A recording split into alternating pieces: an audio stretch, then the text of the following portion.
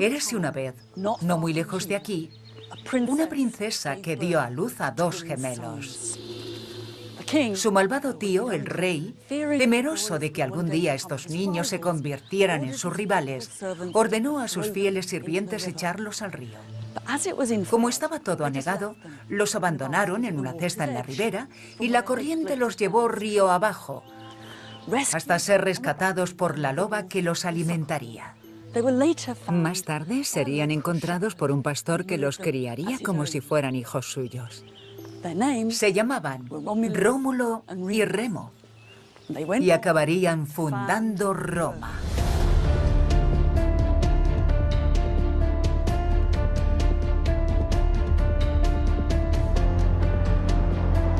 Esta pequeña ciudad del centro de Italia se convertiría en el núcleo de un imperio, el cual se extendería desde las fronteras del Sáhara hasta los húmedos páramos del norte de Gran Bretaña, desde España hasta Israel, desde el Nilo hasta el Rin. Ha enmarcado la geografía de la Europa moderna y ha definido nuestra concepción de los imperios, transformando el mundo occidental, revolucionando el comercio. Este es uno de los primeros ejemplos de globalización. La agricultura, olivos, olivos y más olivos. El arte, el derecho y la arquitectura. Esto es lo que me deja alucinada de la ingeniería romana. Nos presenta montones de conquistas y derrotas, batallas y matanzas, pero también nos plantea grandes dudas. ¿Cómo funcionaba?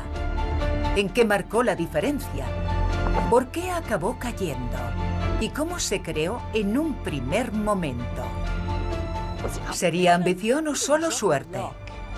Para responder a esa pregunta, nos remontaremos a las opiniones de los mismos romanos, a sus dudas, a sus debates y a sus conversaciones.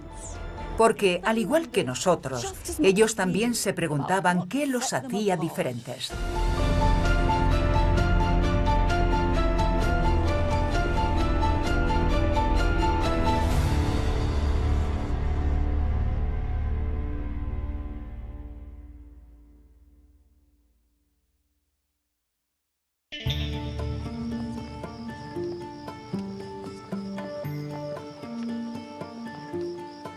En la Vía Apia, una de las principales calzadas que unía Roma con el sur de Italia, empezamos a hacernos una clara idea de cómo vivían los primeros romanos. Un largo periodo previo a las columnas de mármol y al Coliseo que se suele pasar por alto. Esta tumba fue construida 500 años después de fundarse la ciudad. Es bastante posterior a Rómulo. Pero lo que se halla aquí escrito nos revela por primera vez los sentimientos y pensamientos de los romanos. En cierto modo, todo cuanto sabemos de los romanos empieza aquí.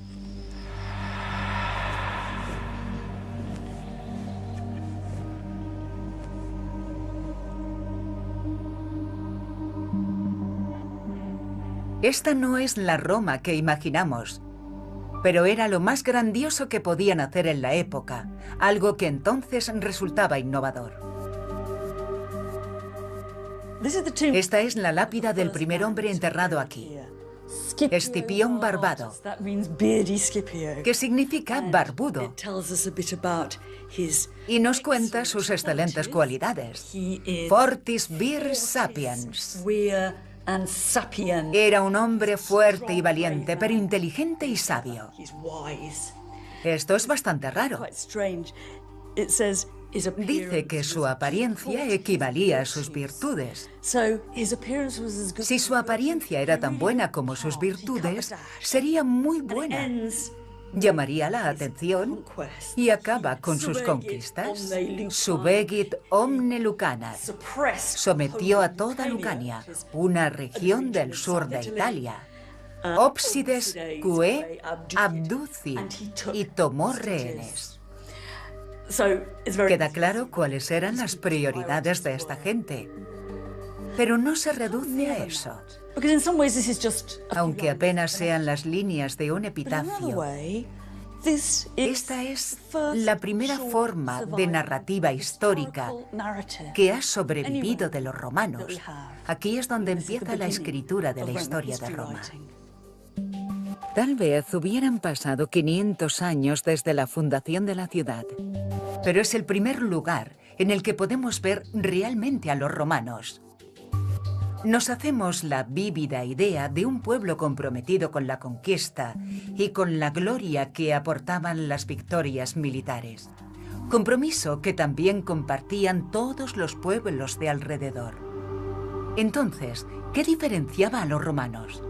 A falta de pruebas directas, el mejor lugar para hallar la respuesta son las historias que contaban y sus elaboradas especulaciones sobre los orígenes de la ciudad. Y en particular, la mítica historia de Rómulo y Remo, los hermanos amamantados por una loba, que era narrada una y otra vez, y que contendría un mensaje sobre las conquistas y guerras internas de Roma. Por tanto, encontramos un poco de historia romana en el mito.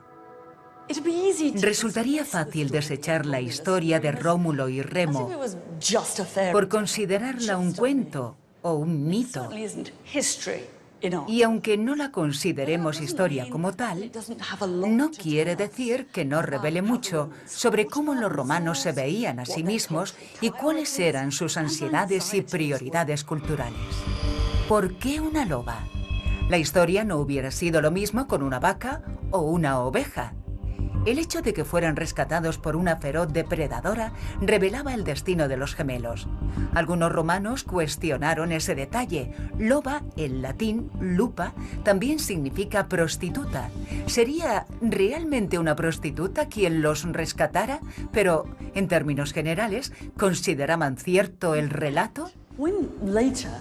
De hecho, cuando más tarde inscribieron en el foro una lista con los nombres de todos los generales que habían protagonizado las más grandes y sangrientas batallas por Roma, con personalidades como Escipión, ¿con quién empezaron la lista?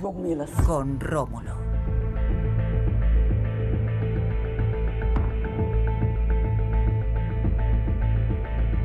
La persona que no aparece en la lista es Remo, hermano gemelo de Rómulo, pues ambos se enzarzaron en una gran disputa sobre dónde establecer la nueva ciudad. Esta acabó con Rómulo asesinando a su hermano, un acto que reflejaría las sangrientas guerras civiles que más tarde echarían por tierra la política romana.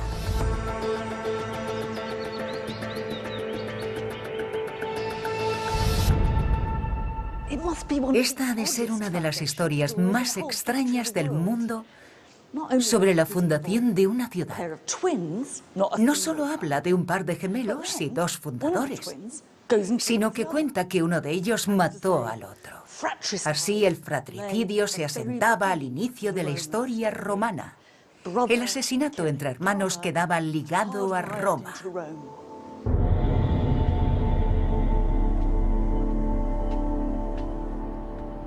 Tras establecer la ciudad en el Monte Palatino, Rómulo era su único gobernante.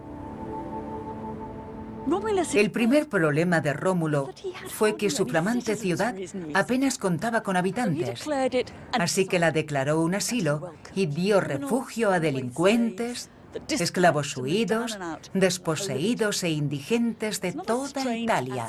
Se trata de otro extraño aspecto que sumar. Mientras que muchas ciudades de la antigüedad querían pensar que sus habitantes originales habían brotado milagrosamente del suelo de su tierra natal, los romanos pensaban que la suya había sido una ciudad de asilo. Fue un intento por darle una dimensión mítica, a la que más tarde sería una de sus principales características. Roma no solo recibía a forasteros, sino que también extendería la ciudadanía romana por todo el imperio. El siguiente problema de Rómulo era que no tenía mujeres y por lo tanto su ciudad no tenía futuro. pero ninguno de los habitantes de los pueblos vecinos estaba dispuesto a dejar que sus hijas se casaran con romanos. De hecho, se mostraban bastante ofensivos y dejaban claro que no pensaban que una banda de fugitivos fueran buenos esposos para sus hijas, así que Rómulo recurrió a una treta. Según la leyenda, Rómulo invitó a sus vecinos, los sabinos, a una celebración religiosa. En mitad de esta, dio una señal a sus hombres para que secuestraran a las visitantes jóvenes para convertirlas en sus esposas. Este es el famoso rapto de las Sabinas y nos ofrece unas imágenes casi incómodamente explícitas. Esta mujer de aquí ha sido capturada e intenta huir, pero no lo consigue. Esta otra ya se ha desvanecido.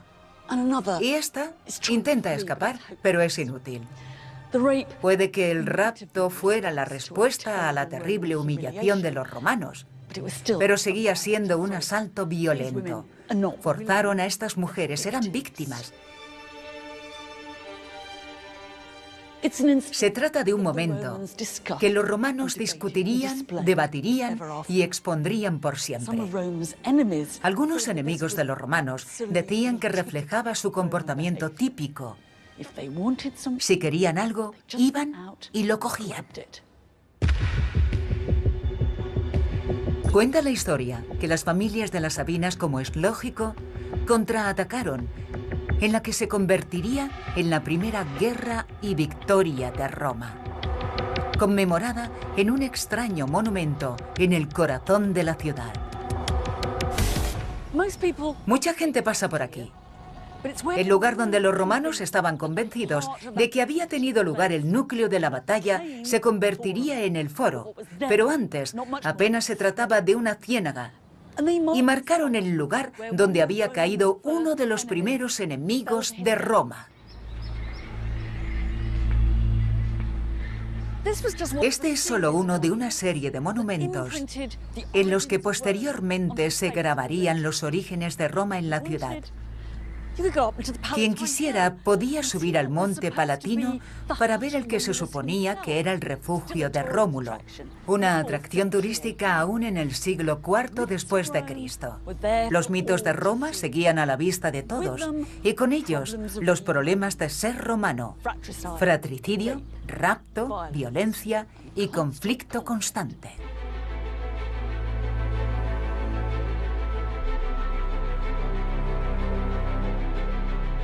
Al principio Roma sería gobernada por reyes, Rómulo y los 6 que lo siguieron. Pero los ciudadanos acabarían rechazando lo que consideraban una tiranía y establecieron una forma de democracia mediante la que cada año la gente elegiría quién gobernaría la ciudad y combatiría en sus guerras. Pronto se verían indicios de que Roma empezaba a crecer. ¿Y por qué acabó convirtiéndose una pequeña ciudad junto al Tíber en muchísimo más que eso? Lo cierto es que no lo sabemos. Pero sí que sabemos cuándo, y hasta casi podemos palparla. Pues a principios del siglo IV a.C., los romanos construyeron esta enorme muralla en torno a la ciudad. Pero su finalidad no solo era defensiva, sino proclamar que Roma ya estaba aquí. Y lo más interesante es que muchas de las piedras que habían usado para construirla provenían de una pequeña localidad que habían tomado a apenas unos kilómetros de distancia. Este es uno de los primeros indicios de la expansión romana.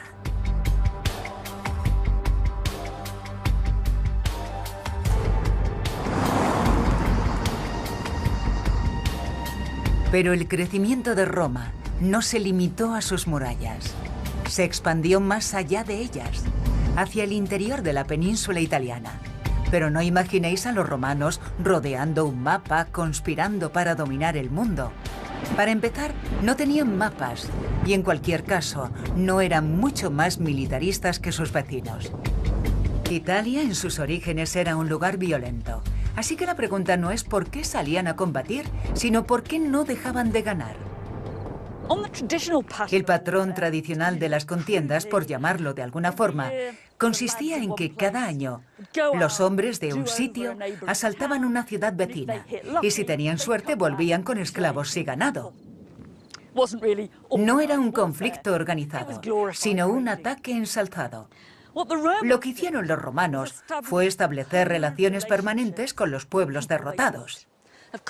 Claro que volvían con esclavos y ganado, pero exigían que en el futuro los pueblos derrotados proporcionaran tropas para el ejército romano. Progresivamente esto les fue proporcionando una gran ventaja, pues en la antigüedad no era un equipo militar de alta tecnología lo que contaba, sino la cantidad de hombres que se pudieran reunir. En solitario, la ciudad de Roma jamás habría podido dominar toda Italia. Fue crucial la relación que estableció con otros pueblos. Roma no solo conquistaba, sino que integraba a sus enemigos, y eso la diferenciaba. En el siglo III a.C., Roma ya contaba con más de 700.000 soldados. Y como se aseguraban esos números, lo podemos ver en las primeras monedas de oro de la ciudad. Jonathan Williams es el subdirector del Museo Británico. ¿Qué tenemos aquí? Puedo leer Roma en la parte inferior, pero la escena que vemos arriba es bastante complicada y no la entiendo bien. Bueno, aquí tenemos a un par de hombres de pie y en el centro a otro que parece arrodillado y sosteniendo algo con las manos. Lo que sostiene es un cerdo boca arriba. Aunque esta escena nos pueda parecer bastante extraña, cualquier romano hubiera sabido qué representaba. Es una escena de juramento, de promesas hechas y aceptadas entre dos partes. Y así es como los romanos las realizaban. Nos resulta extraño, pero se trataba de una ceremonia significativa para los romanos. Algunos piensan que podría tratarse de una escena mitológica del juramento de Rómulo, primer rey de los romanos, y los sabinos, unos de los primeros aliados de Roma. Pero podría tratarse de una referencia más general al sistema de alianzas entre los romanos y demás pueblos de Italia, que tan importante era, y la base del modo en que los romanos llegaron a conquistar y dominar toda la península itálica. Entonces, esta moneda, en cierto modo, proyecta o crea una imagen de Roma como centro de estas alianzas con otros pueblos. Exacto. Emite un mensaje a los aliados, pero también a los mismos romanos. Somos buenos aliados, leales y firmes, pero más os vale permanecer unidos a nosotros porque no querríais ver lo que pasaría si nos dierais la espalda.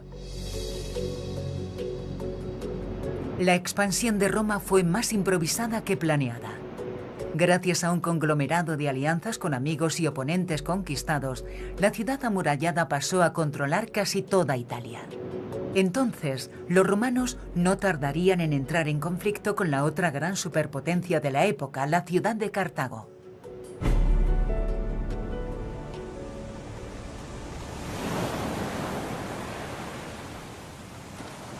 Y es que había otro imperio que rivalizaba con Roma. La red de alianzas de los romanos los presionó a intervenir para apoyar a sus amigos y aliados cada vez más lejos, como pasa hoy en día con las superpotencias modernas. Una petición de ayuda en particular trajo grandes consecuencias. Durante una disputa entre dos ciudades sicilianas, distintos grupos recurrieron a Roma y a Cartago. Tras un intenso debate en Roma entre los que querían combatir y los que pensaban que era mejor mantenerse al margen, los romanos decidieron luchar. Y así se produjo el primer conflicto directo entre Roma y Cartago.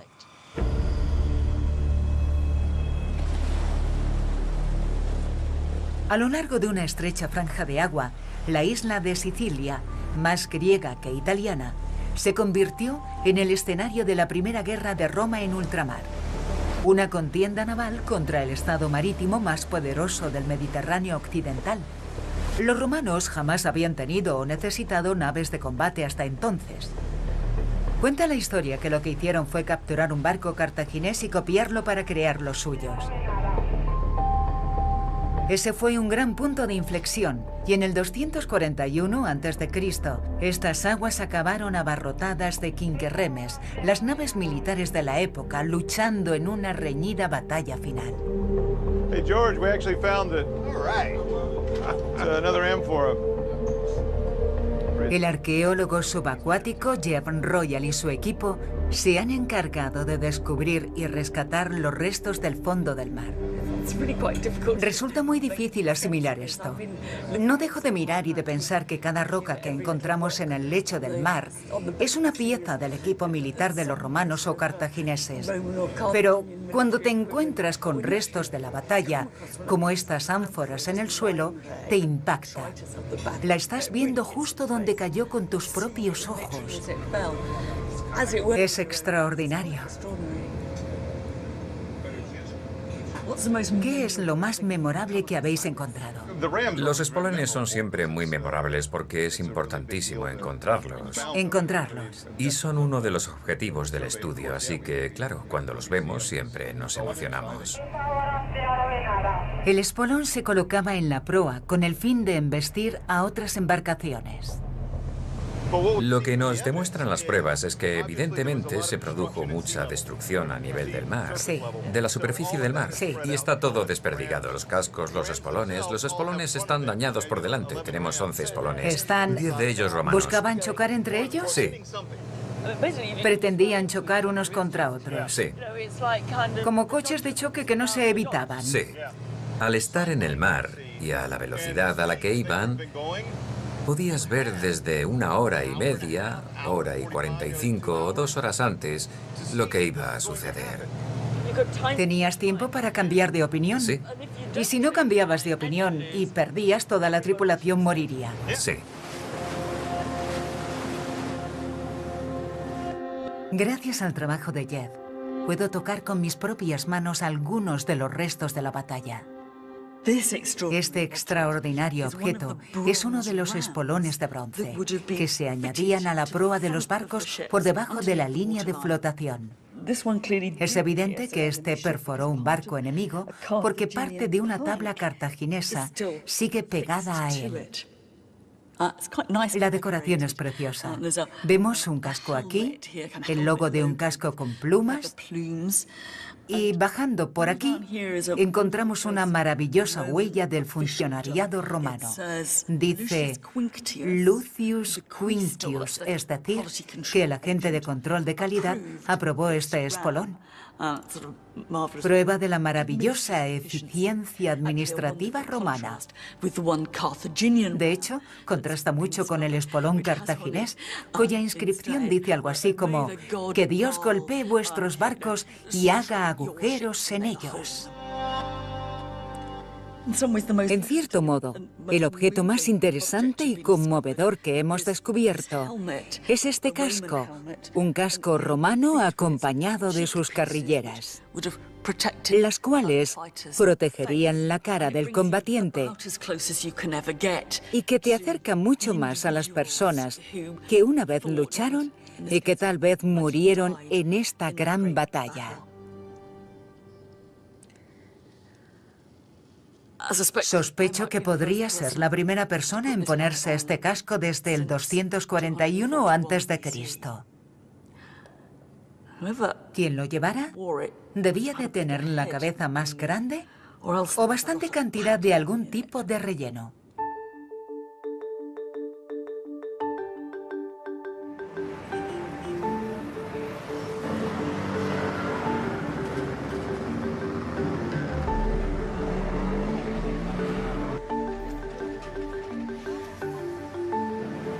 Finalmente los cartagineses fueron expulsados de Sicilia y dicha isla se convirtió en el primer territorio en ultramar bajo dominio romano.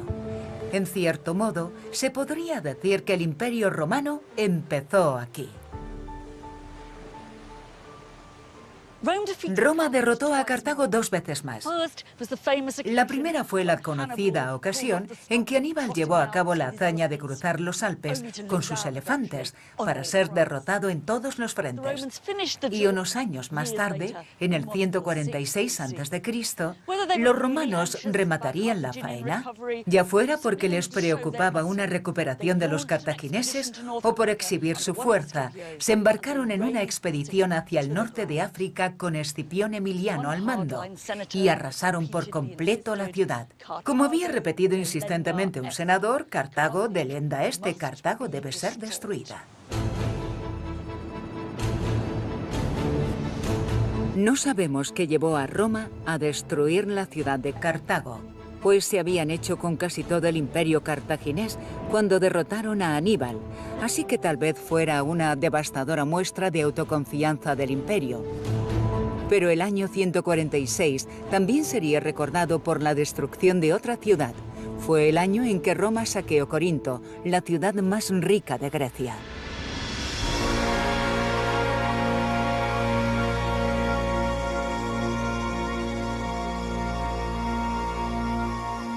El año 146 a.C. quedaría grabado en la mente de los romanos. Roma se había hecho tan poderosa que ya apenas le quedaban retos importantes que afrontar.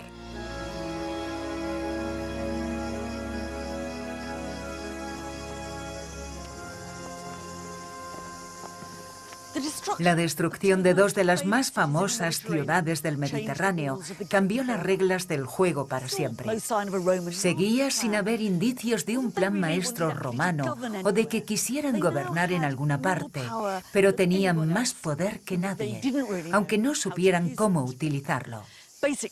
Básicamente la prioridad de los romanos era salirse con la suya, pero el año 146 a.C. fue un año ambivalente. Algunos lo celebraron, pero otros ya lo vieron como el principio del final. Y es que existe una lógica en la historia de los imperios. Cuando se llega a la cima, ya solo se puede caer.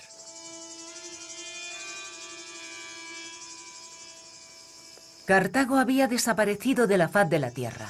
Pero Grecia era muy distinta y le aportó a Roma algo más preciado que el beneficio económico: su cultura. Su conquista no solo cambió al pueblo que Roma conquistó, sino también a Roma.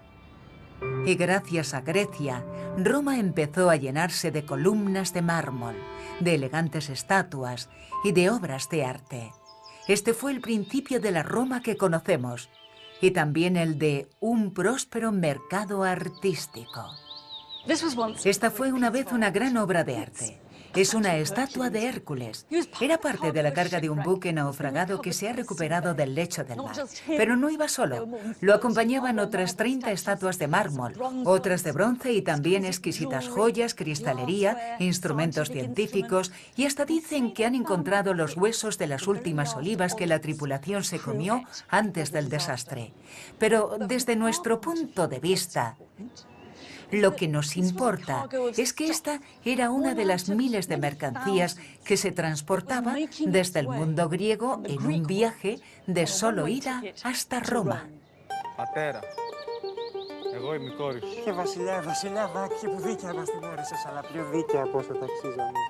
La Grecia que conquistó Roma contaba con una larga historia del arte, teatro y literatura. Y muchos romanos opinaban que las tradiciones culturales de Grecia superaban a las suyas. Pero Roma no solo compró, saqueó y emuló la cultura griega, sino que los romanos se incluyeron en las leyendas griegas remontándose a sus propios orígenes, a la mítica guerra entre griegos y troyanos y a la obra literaria más famosa de la literatura griega de todos los tiempos, la Ilíada. Un personaje crucial para los romanos fue Eneas, quien desempeñaba un papel bastante discreto durante la guerra de Troya en la Ilíada de Homero. Los romanos desarrollaron la historia de Eneas, quien huiría de Troya para llegar a Italia y fundar la raza romana, como una especie de antepasado de Rómulo y Remo. Era como si dijeran que también pertenecían al mundo griego, no solo al romano.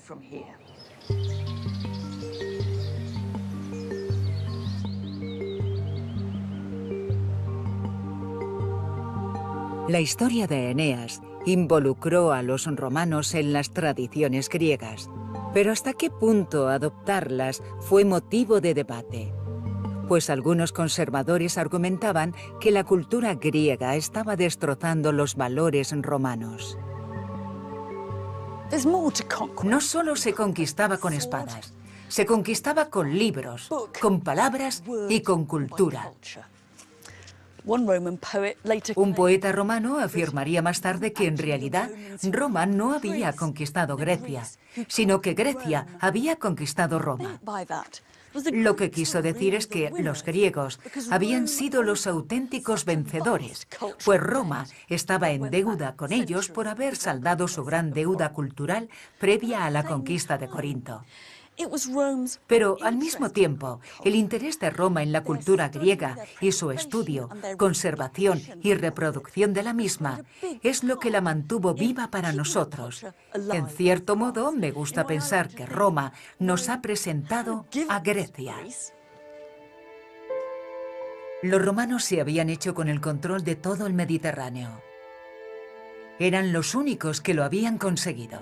Pero no solo por anexionar territorios, sino por su capacidad de salirse con la suya. Cuando pensamos en este imperio, pensamos en la tierra que rodea el mar, pero el corazón de este se hallaba en el mismo Mediterráneo. Es crucial entender lo que sucedía a lo largo de este enorme territorio líquido. Pero no hablamos solo de embarcaciones transportando esculturas.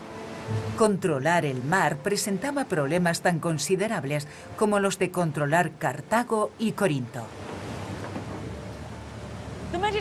El Mediterráneo era el mar interior del imperio y su principal carretera. Mare Nostrum lo llamaban, nuestro mar. Viajar por el agua era bastante más barato y rápido que por tierra, pero era peligroso.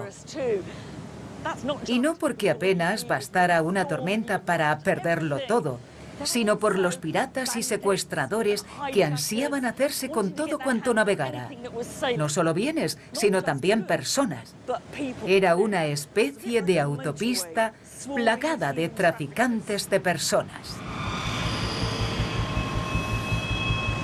Las conquistas de Roma habían convertido a miles y miles de prisioneros en esclavos. Y eso dio lugar a una gran demanda. Eran muchos los beneficios que aportaba la trata de esclavos. Delos era una gran comunidad mercantil y la gente ganaba mucho dinero aquí. Un escritor romano consideró que se trataba del mayor mercado del planeta. Se comercializaban todo tipo de bienes, perfumes, especias, esculturas, muebles, pero Delos era famosa por ser la capital mundial de la trata de esclavos. Y uno de sus principales proveedores eran los bandidos y secuestradores a los que los romanos llamaban piratas. Para los romanos, pirata era todo aquel que no querían ver en un barco, desde pequeños oportunistas hasta grandes delincuentes, más parecidos a una mafia. Su relación no era fácil, y los hombres de estos barcos eran difíciles de controlar. Un día abastecían tu mercado y al siguiente te atacaban.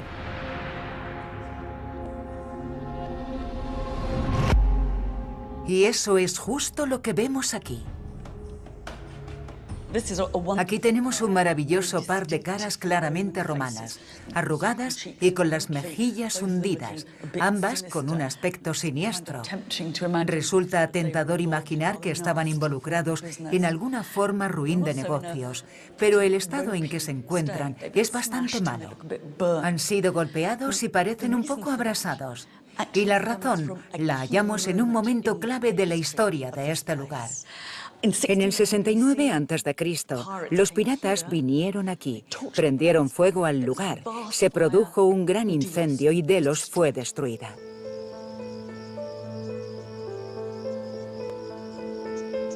Pero los piratas también produjeron un impacto en Roma El temor que generaban a los romanos les proporcionó una razón o excusa para tomar una decisión que sentaría las bases para grandes cambios políticos que minarían la democracia y ensalzarían la autocracia.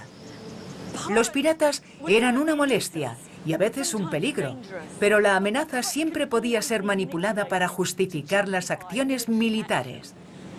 La guerra contra los piratas fue una especie de guerra contra el terror. En el 67 a.C., el pueblo romano dotó de poderes casi ilimitados a un solo hombre para acabar con los piratas. Ese hombre era Pompeyo.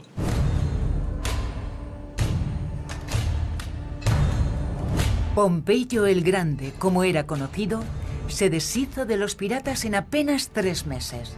Después, concentró sus fuerzas contra algunos poderosos reyes del este para regresar a Roma por todo lo alto, con un espectacular desfile de 2 días y un multitudinario carnaval.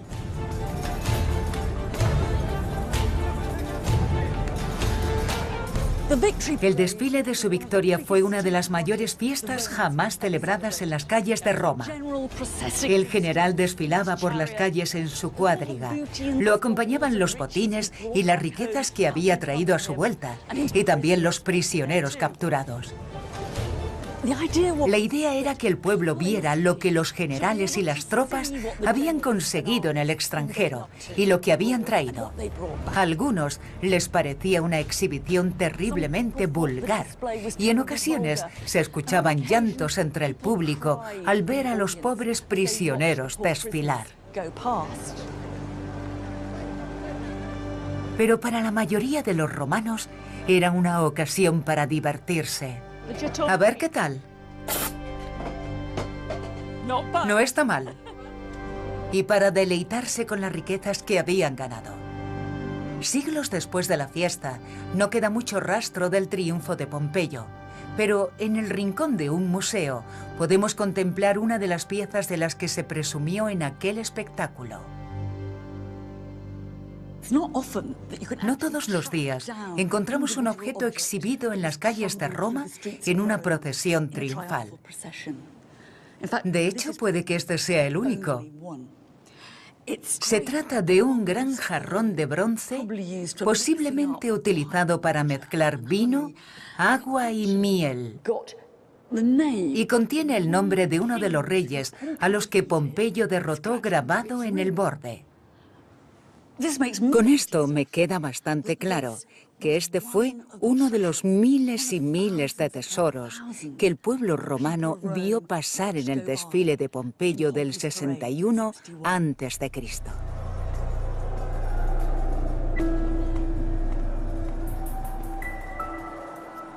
El imperio había sido tradicionalmente fundado, formado y gobernado por demócratas que durante un año compartían el poder.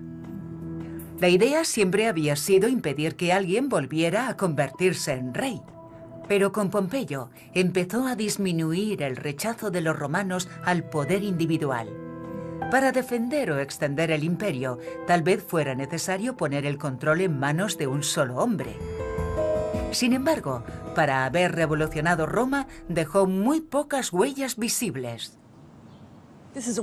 Esta es una maravillosa muestra de arqueología en las calles romanas.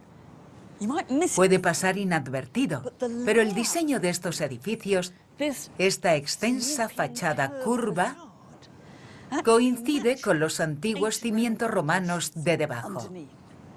Cimientos que pertenecían a un gran anfiteatro semicircular. Esto es lo que queda de un teatro que Pompeyo construyó con los beneficios de sus campañas orientales. Y esta es la primera vez que un edificio romano empezaba a parecerse a la Roma que imaginamos. Grande, monumental, magnífica y diseñada para impresionar.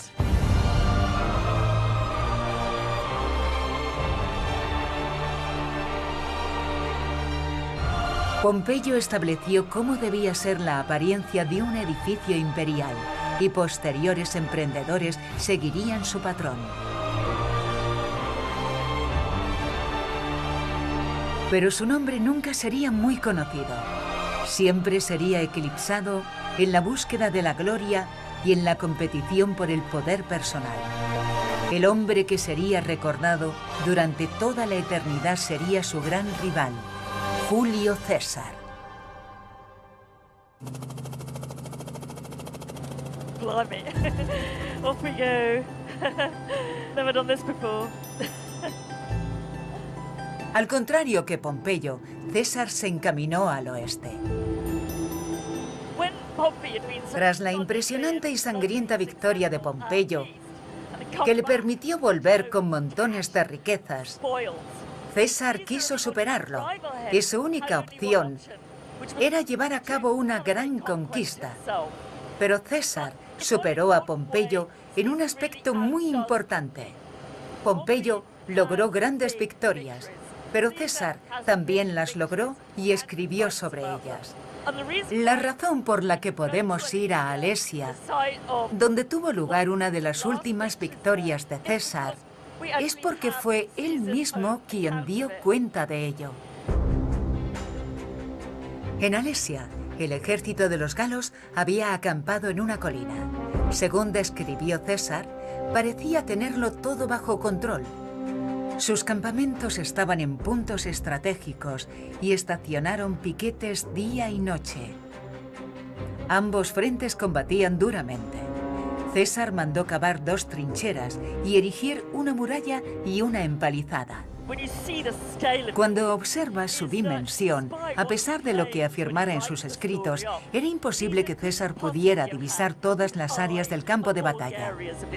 A fin de cuentas, ganar una batalla en la antigüedad dependía del número de tropas, de hacer pasar hambre al enemigo, de sorprenderlos por la retaguardia o quizá, en buena parte, era cuestión de suerte.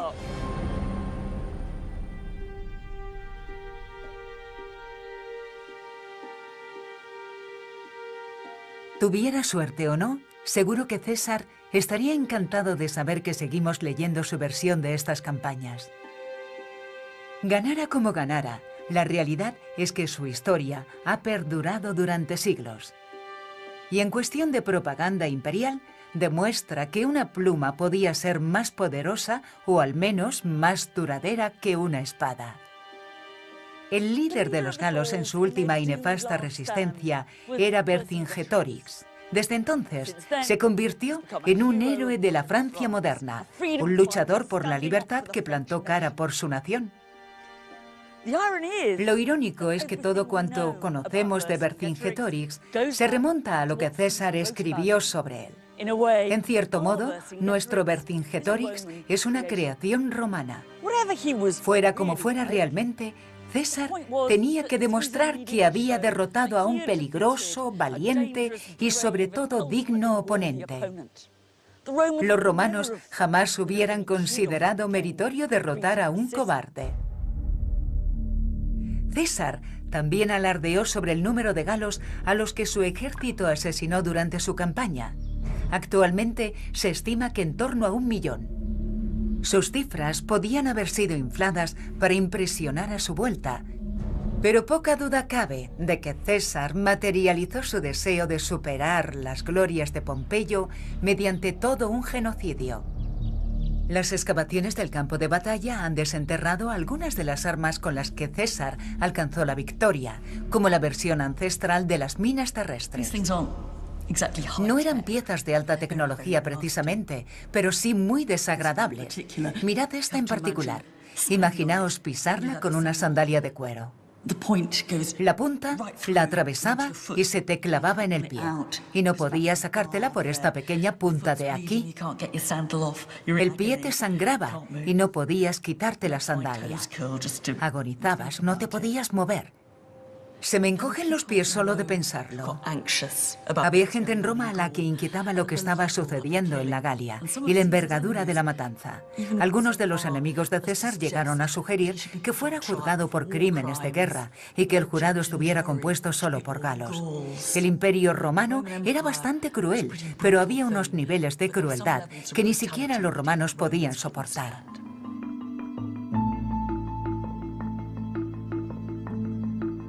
Julio César jamás hubiera vencido sin el leal apoyo de sus tropas. Ya no eran los ladrones de ganado del principio, sino soldados profesionales tan vinculados a su general como este a ellos, incluso más que al Estado. Y al contrario que Pompeyo, César estaba preparado para utilizar este ejército en el control de Roma. Por su parte, César era consciente de que sus enemigos en Roma conspiraban contra él, que intentaban ponerlo contra las cuerdas y, como decía él, socavar su dignitas, el concepto romano que combinaba prestigio y honor. Así que arriesgó y con una de sus legiones marchó hacia Roma. Cuando llegó al río Rubicón, el cual marcaba la frontera de la Galia e Italia, proclamó: Alea iacta est. En otras palabras, la suerte está echada.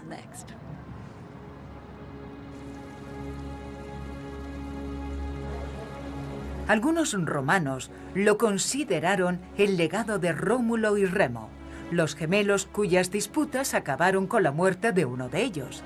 Ahora, un romano se enfrentaría a otro por el poder. El retorno de César desató una caótica guerra civil que no solo sumiría a la península itálica, sino a todo el imperio. Pompeyo fue asesinado en la costa de Egipto y su cabeza decapitada fue presentada ante César, quien, según cuentan, rompió a llorar al verla. César ganó la batalla y se convirtió oficialmente en el único gobernante de Roma, pero no por mucho tiempo. Si hay un romano conocido por todos, ese es Julio César. No por lo que hizo, sino por su muerte. Su asesinato se convirtió en esa escena épica que todos conocemos o pensamos que conocemos por películas, pinturas y obras de teatro, que van acompañadas de sus famosas últimas palabras, et tu brute, las cuales nunca pronunció. De lo que sí que tenemos certeza es de que un grupo de amigos le tendió una emboscada en una reunión en el Senado, irónicamente construido por su gran rival, Pompeyo. Todo sucedió justo donde está ese árbol ahora. Una vez más, la historia recordaba a la de la fundación de Roma. Ahora era César quien había sido asesinado como Remo.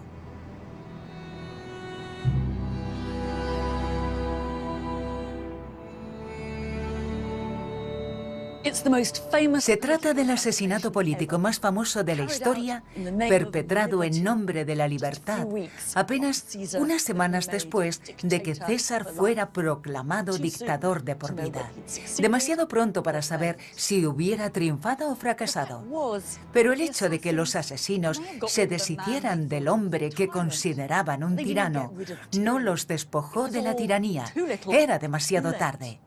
A esas alturas era inevitable que el imperio fuera gobernado por un solo hombre. La cuestión era ¿quién sería ese hombre? El primer autócrata de larga duración y a quien llamaríamos primer emperador romano sería Cayo Julio César Octaviano, o como sería llamado más tarde, Augusto. Este título no tenía ningún significado concreto, pero podía asignársele el de venerable. Él plantó cara a los pros y los contras de ser el único gobernante. A principios del siglo III a.C., Escipión Barbado había resumido su carrera en apenas unas líneas. 300 años más tarde, el emperador César Augusto escribiría el epitafio para su propia tumba en cientos de líneas.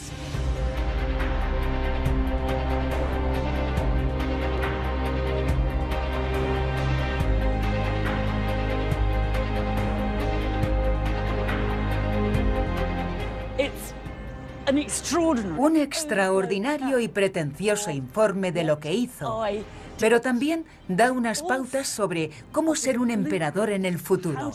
3 son los aspectos que resalta. En primer lugar, Hay que ser enormemente generoso con el pueblo romano.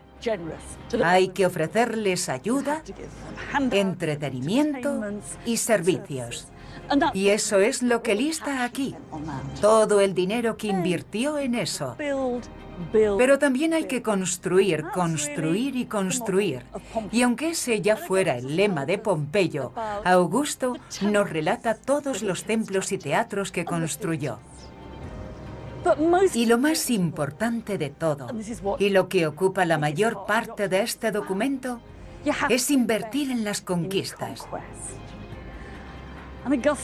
Y Augusto explica cómo extendió las fronteras del Imperio Romano, cómo llevó la paz a las fronteras de la Galia e Hispania, y cómo llevó la paz a los Alpes.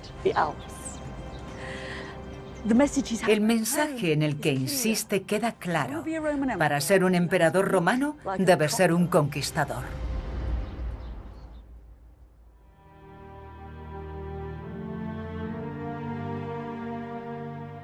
Por mucho que los romanos quisieran evitar a gobernantes como Pompeyo o Julio César, los problemas de gobernar y vigilar un imperio cada vez más grande demostró que las decisiones tomadas por un comité no funcionaban.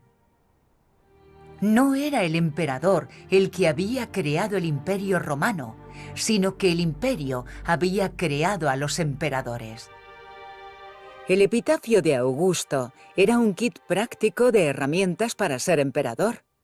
Pero la ideología oculta detrás de todo esto se ve mejor representada en otro monumento que erigió para celebrar la Pax.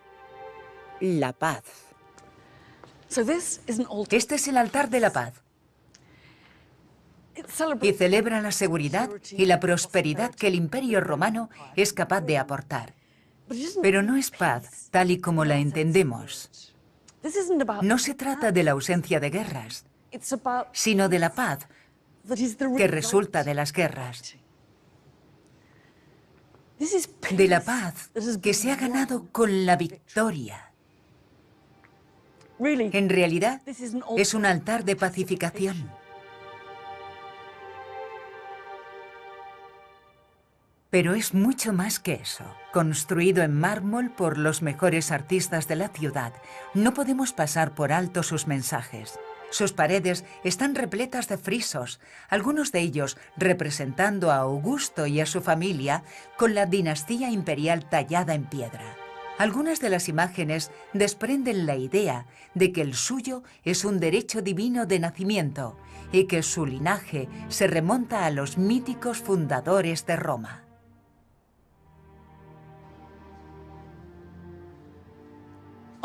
Junto a los escalones principales encontramos dos representaciones distintas del pasado de Roma.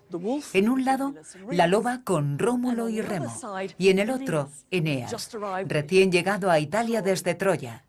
Y esto tenía una particular resonancia para el emperador, pues Augusto afirmaba que era descendiente directo de Eneas. Pero existe una idea que resulta aún más obvia al combinar ambas escenas.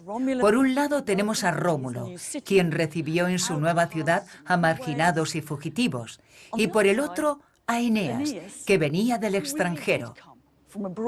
El mensaje sobre los orígenes de Roma queda claro. Roma siempre fue foránea. Esto tenía mucho sentido para los romanos. Las historias que contaban sobre sus orígenes reflejaban la creciente diversidad, expansión y amplitud de su mundo. Y siempre hubo un rincón del imperio que tuvo una particular relevancia. Muchos romanos consideran que la historia de su ciudad comenzó aquí. A más de 3.000 kilómetros de Roma se encuentra la ciudad de Troya, la ciudad de la guerra de Troya, la más famosa y decisiva de toda la historia y mitología del mundo clásico. Es la guerra de Helena, Aquiles, Héctor y el caballo de Troya. También fue el lugar de nacimiento de Eneas.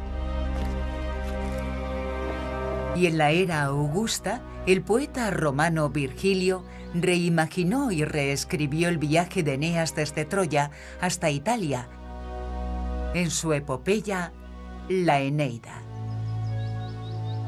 Recurrió a la mitología para analizar la complejidad del crecimiento de Roma y su imperio.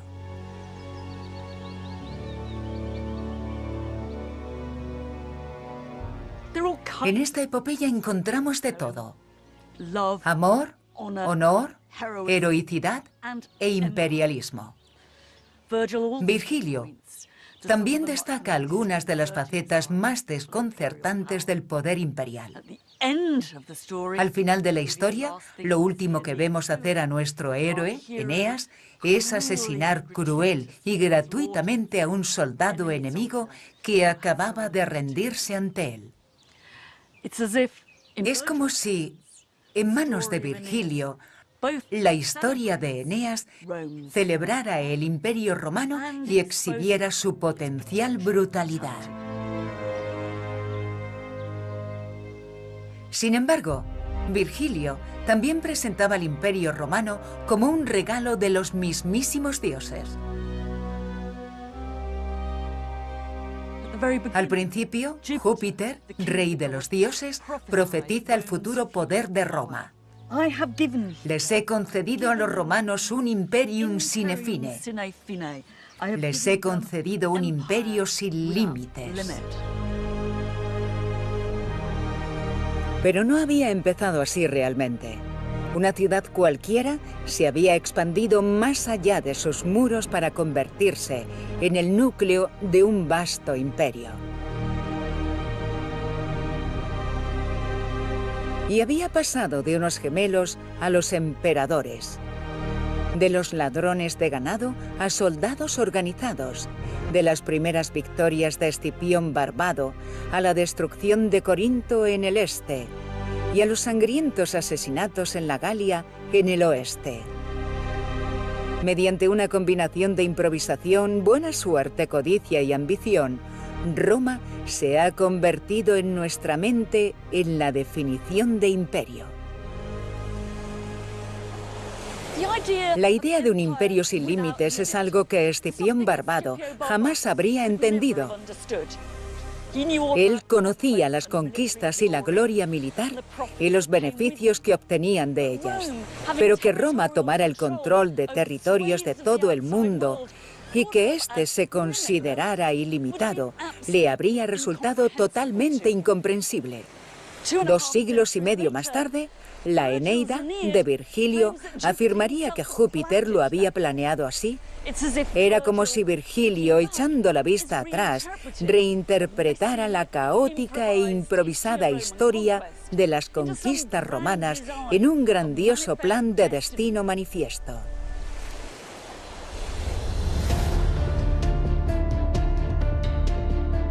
Ahora que Roma ha adquirido un imperio, ¿qué hará con él? Se trataba de un sistema que explotaba terriblemente los recursos, el paisaje y a las personas. ¿Qué lo alimentaría y qué lo conectaría? Solemos bromear diciendo que todos los caminos llevan a Roma, pero así era. ¿Quién perdería y quién ganaría? Una de las cosas más grandes que hizo fue levantar este gran anfiteatro.